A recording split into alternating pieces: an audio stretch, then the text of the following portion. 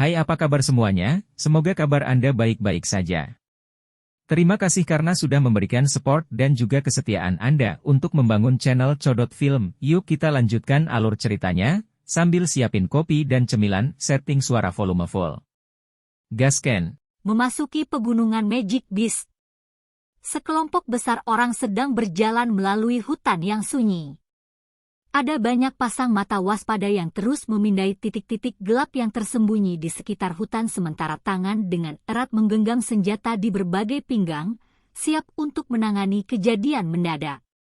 Sebagai tentara bayaran veteran yang telah selamat dari pegunungan binatang ajaib selama bertahun-tahun, meskipun banyak dari mereka bekerja sama satu sama lain untuk pertama kalinya, mereka masih dapat mempertahankan pemahaman dasar satu sama lain. Ketika mereka bertukar pandang sebentar, mereka bisa mengenali tanda-tanda keamanan dan bahaya dari mata pihak lain. Berat pedang hitam besar dan kemampuannya yang aneh untuk menekan Douki menyebabkan Xiao Yan mengalami kesulitan bepergian. Setiap kali kakinya mendarat di tanah, ia akan tenggelam ke dalam tanah yang lunak. Setelah melakukan perjalanan jarak pendek dengan cara ini, dia mulai terengah-engah dan berkeringat. Xiao Yan menyeka keringat dari wajahnya dan berbalik untuk menatap tim pengumpul ramuan obat, rumah 1000 obat, yang dijaga ketat. Setelah secara acak menyapu pandangannya pada tim, pandangannya akhirnya mengarah pada wanita berbaju putih di tengah yang tampak seperti bulan yang dimahkotai oleh bintang-bintang. Pada saat itu, kecantikan rapuh yang dikenal sebagai Dr. Peri secara kebetulan menegakkan punggungnya saat dia dengan ringan menyeka butiran keringat yang berkumpul di dahinya. Terengah-engahnya yang ringan, bersama dengan wajahnya yang cantik, membentuk gambaran keindahan yang lembut. Menyaksikan Dr. Peri menyajikan gambar seperti itu, beberapa tentara bayaran di sekitarnya mendapatkan motivasi yang sembrono untuk membawanya langsung ke tujuan mereka. Namun, mereka tahu bahwa meskipun mereka ingin menggendongnya, Dr. Peri akan menolak tawaran mereka dengan senyuman. Ketika pandangan semua orang tertuju pada Fairy Doctor, seorang pria muda yang sedikit tampan yang penuh senyum, menjauh dari kelompok tentara bayaran. Dia menunduk dan mengatakan sesuatu kepada Peri Doctor. Setelah percakapan singkat, Dr. Peri hanya tersenyum dan menggelengkan kepalanya sebelum melanjutkan perjalanan dengan berjalan kaki. Meskipun ditolak oleh Dr. Peri, pemuda itu tidak menunjukkan sedikitpun kemarahan di wajahnya. Sebaliknya, dia tersenyum tipis, melambaikan tangannya saat dia berseru, "Anggota perusahaan kepala serigala, kita sekarang akan memasuki pegunungan binatang ajaib. Jangan mengacau. Ya, Tuan Muda." Setelah mendengar panggilan pemuda itu, puluhan pria besar yang mengelilinginya segera menanggapi secara serempak.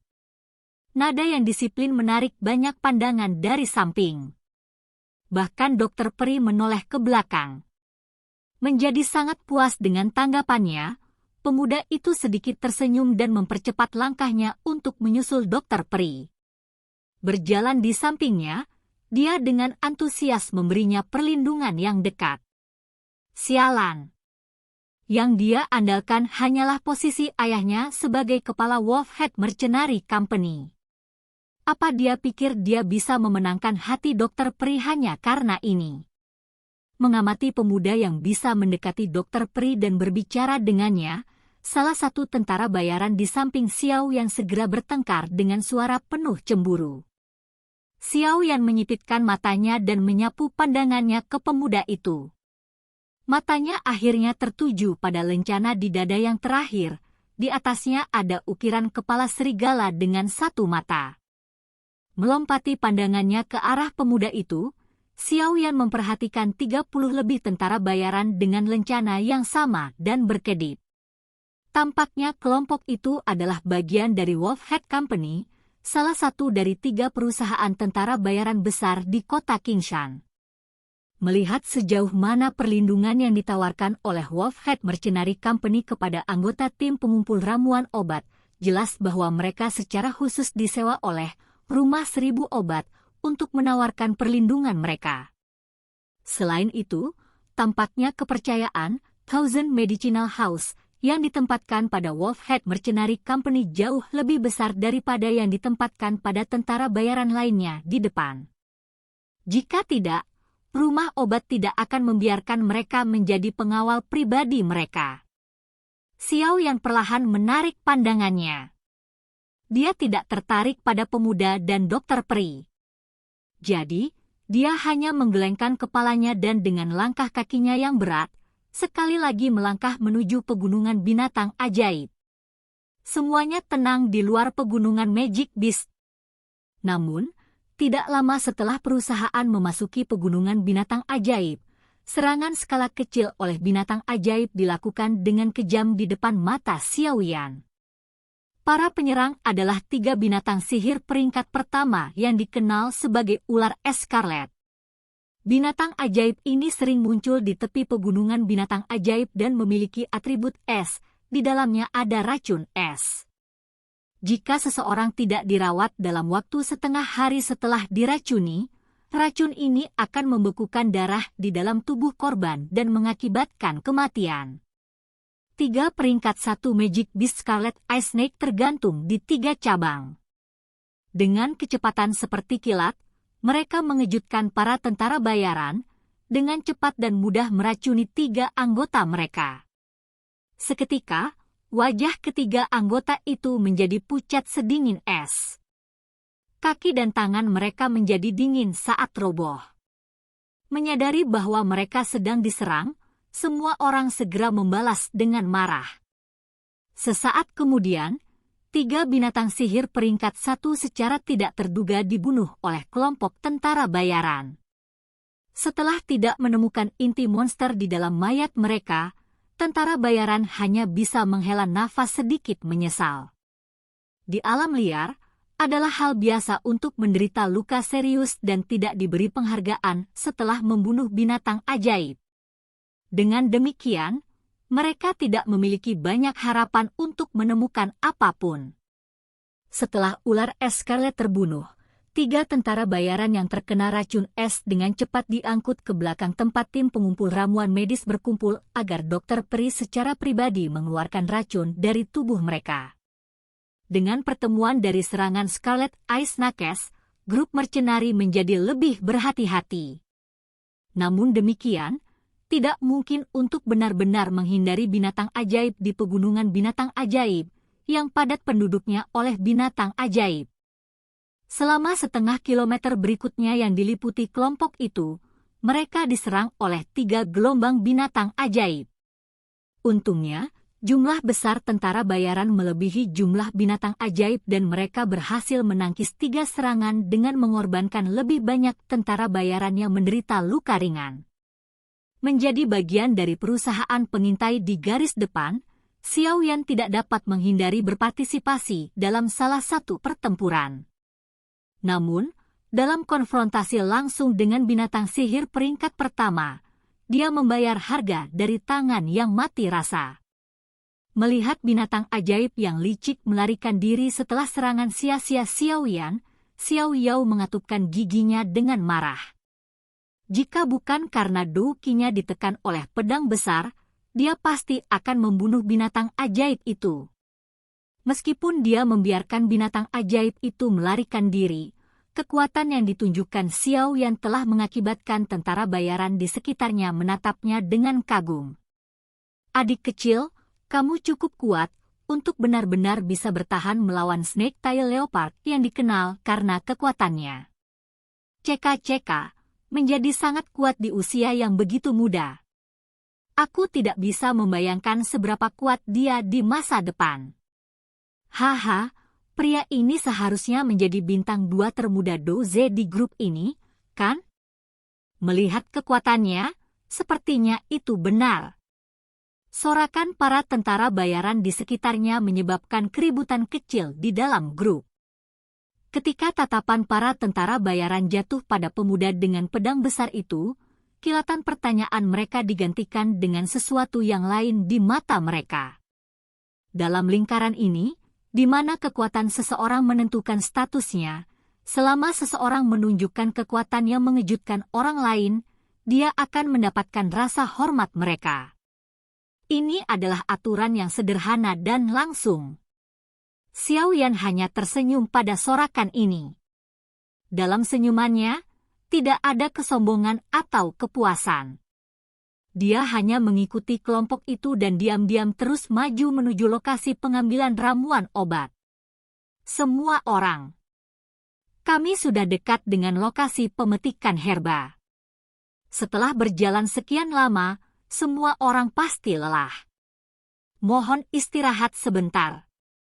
Setelah menempuh jarak yang lebih jauh, suara wanita yang lembut dan jelas tiba-tiba memanggil dari dalam kelompok yang tenang. Langkah kaki yang maju perlahan terhenti karena seluruh kelompok berhenti maju pada saat yang bersamaan. Berbalik, mereka menghadapi wanita muda yang tersenyum polos dan dengan patuh menganggukkan kepala.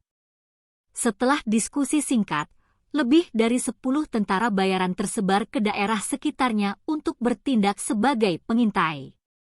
Orang-orang yang tersisa hanya duduk dan mulai memulihkan kekuatan yang telah mereka konsumsi selama perjalanan. Duduk di tanah, Xiao Yan perlahan melepaskan napas.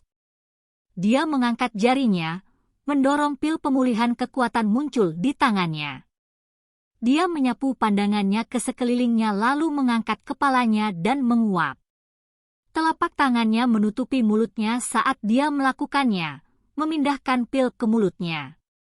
Dia kemudian dengan cepat menelan pil tanpa meninggalkan tanda-tanda dia telah melakukannya.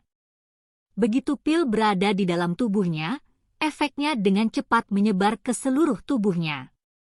Xiao Yan bersandar di pohon dan menutup matanya, membiarkan efek obat dengan cepat menggantikan Du Qi yang habis di tubuhnya.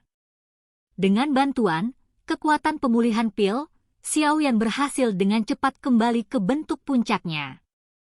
Di sekelilingnya, tentara bayaran lainnya masih menunggu kekuatan mereka pulih. Setelah berbisik di dalam hatinya tentang betapa enaknya memiliki pil, Xiao Yan berdiri. Dia berbisik kepada tentara bayaran di sekitarnya tentang akan buang air sebelum perlahan menuju area hutan lebat di sampingnya. Di dalam area hutan lebat, cahaya redup secara signifikan. Namun, tempat ini telah dibina oleh tentara bayaran lainnya sebelumnya, jadi Xiao Yan tidak khawatir akan diserang oleh binatang ajaib. Tatapannya menyapu sekelilingnya, mencari tempat latihan yang cocok. Setelah survei Xiao Yan di sekitarnya, dia mulai bergerak lebih dalam ke wilayah hutan lebat. Setelah berjalan agak jauh, lingkungan yang redup tiba-tiba menjadi cerah. Dia mengangkat kepalanya dan menemukan bahwa dia telah keluar dari area hutan lebat kecil. Di depannya ada tebing terjal. Bagian bawah tebing dipenuhi tanaman hijau subur, memberikan pemandangan yang indah. Tatapan Xiao Yan menyapu puncak tebing sebelum tiba-tiba berhenti. Dia menggosok hidungnya saat dia menuju ke tepi tebing tempat sejenis tumbuhan dengan bunga putih mekar berdiri. Tumbuhan khusus ini memiliki bunga putih pucat. Di antara bunga-bunga putih pucat yang mekar, buah merah diam-diam tersembunyi sambil memancarkan bau obat yang samar. Setelah memindai vegetasi dengan hati-hati, Xiao Yan mengangkat alisnya karena terkejut. Setelah itu, dia menurunkan tubuhnya dan mengulurkan tangannya ke tanaman, berniat untuk memetiknya.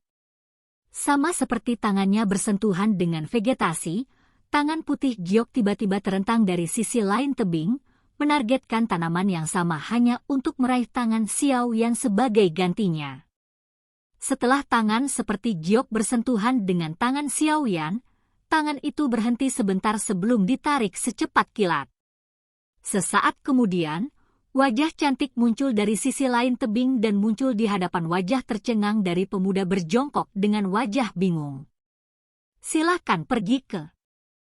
Oke guys, jangan lupa like, comment, share, and subscribe di channel Codot Film. See you next video, peace out and bye-bye.